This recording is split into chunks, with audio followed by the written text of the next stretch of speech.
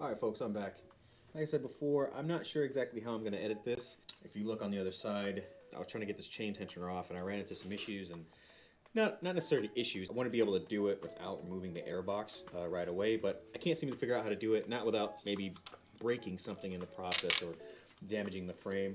So I'm just going to go ahead and get the air box off. This is a pretty straightforward process. There's really not a whole lot here. Depending on where you're starting from, if your block is like really stock already, then things might look a little bit different. You'll have the the CO2 emissions canister here. You'll have your stock blow-off valve with a big black hose that kind of runs around this way. It might look a little bit different, but in theory it should be all the same. Really all you've got to do is get this loose. You've got a series of these little bolts here on the outside. You've got your injectors here, your fuel line. If you're worried about not remembering where things go, you can just take a picture of it. Some blue tape, you can make a little label so you remember where things plug back in. But really, it's really not that difficult. So I'm gonna go ahead now and start disconnecting everything. And then once I'm done, well, eventually I'll have to get to a point where the injectors will have to get swapped over to the intercooler, but I'm not going to worry about that yet. There's a small gasket here on each one of them. I don't know if you can see it, that I'm still waiting to get in the mail. They should be here in a couple days, so I'm not going to worry about swapping them over right now. But for, I'm just going to go ahead and take all this off.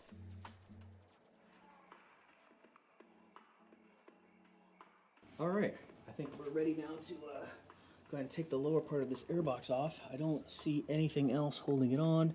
All the bolts are out, so it should just lift right off. Ta-da! Make sure when you put all this back on that there are O-rings in here that the shop manual says should be replaced. For now, I'm going to go ahead and put some cling wrap on here so nothing gets inside the next couple days while I'm working. Only because I work slow. Technically, this shouldn't take a couple days, but I work really slow, and I really want to play some Call of Duty right now. So I'm gonna cover this up, and then I'm gonna go ahead and start taking that off, which is the whole reason that that I decided to take this off anyway. Now that the airbox is off, we have pretty easy access to this one. So getting that other one out should be pretty easy.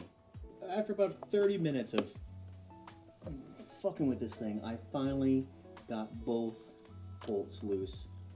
And now the belt tensioner can come out. Holy shit, that was not easy. I had to use 3 different tools because every time you get a couple, turns on it, the height changes. At first I could get it from underneath, and then I couldn't get it from the middle, and I couldn't get it from the top, so I had to keep adjusting it. But finally it came out. I am not looking forward to putting this thing back in. I think that's gonna be the most pain in the ass part of this entire project. All right, I'm back. When I left off, I had just gotten the chain tensioner off. That was a pain in the ass. Now, as you can see, the chain is nice and loose, and we can easily get those sprockets out. I got the bolts for the sprockets loose. Here are the 2 new sprockets. They're both 23 teeth, and as you can see, they're different. So you can't, I think it's probably impossible to get them wrong.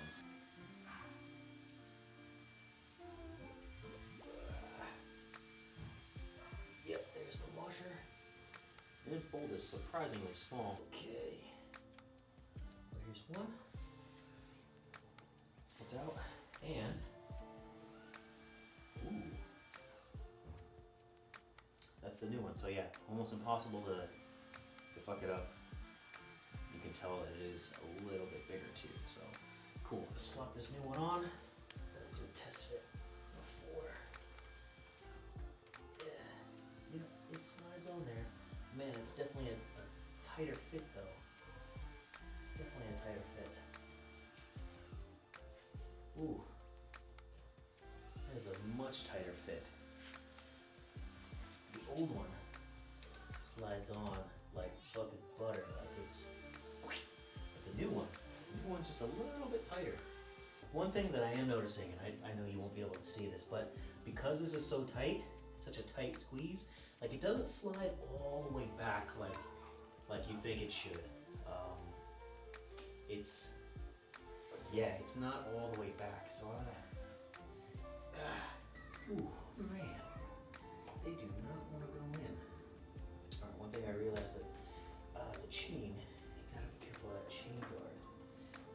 That there's like a chain guide right there, and that, if you're not careful, the guide just wasn't. I didn't realize that it was in the way. It can get in the way of you putting these on. So yeah, I see what's going on now. Oh yeah, that worked much better. That was a much better idea. I still am not 100% confident that they are pushed all the way on though.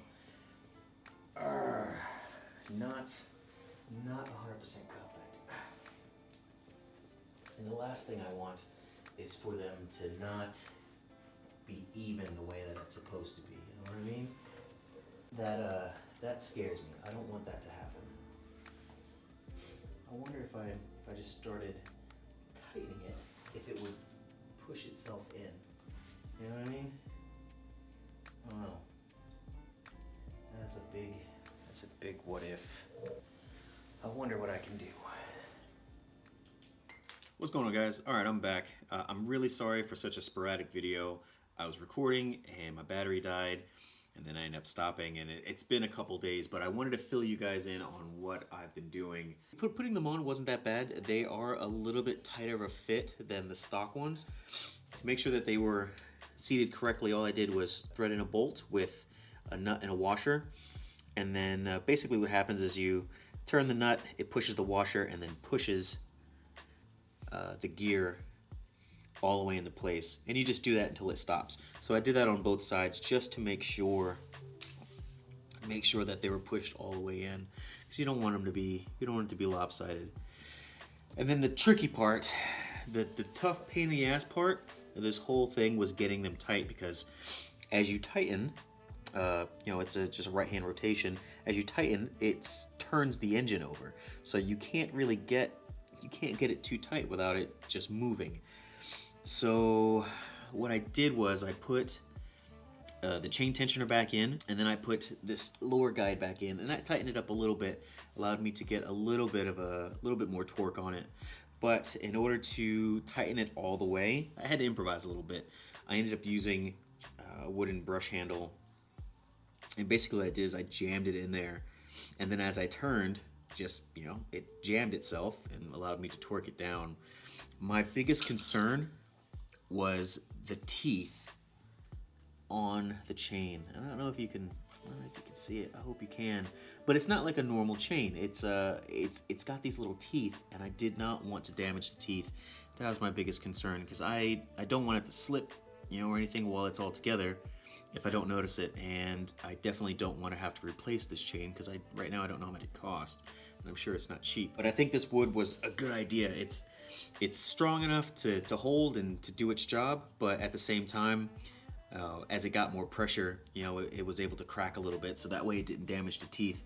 And I torqued them both to 25 foot-pounds. I know the OEM spec is different. I think it's like 15 here and maybe 18 up top. But in the past, people have had issues with them coming loose. So I used some of this Loctite 242 or 272, sorry. Put a little bit on there and then torqued them both down to 25 foot-pounds. I honestly don't think they're gonna come out. Oh, I did want to tell you guys about another little tool that I ordered. It's a little Harley tool that Travis Yeager suggested. I'll post a picture of it in here somewhere. It looks like a little stair step, and I guess the idea is you can put it in between the gear, and it does the same thing. But again, my concern was that I didn't want it to damage the teeth. Whatever material it was, I wanted it to flex before it decided to fuck those things up. So I'm happy that I used the wood brush. It worked out well. But if you got one of these, try it out. I mean, Travis Yeager said it works, so I trust him. And really, that's it. That's it for now. The only thing really left to do is to go ahead and put the clutch back in, and this part of the project will be done. I'm not going to do it tonight. I'm tired, had a long day at work, but I will have this wrapped up within the next couple days.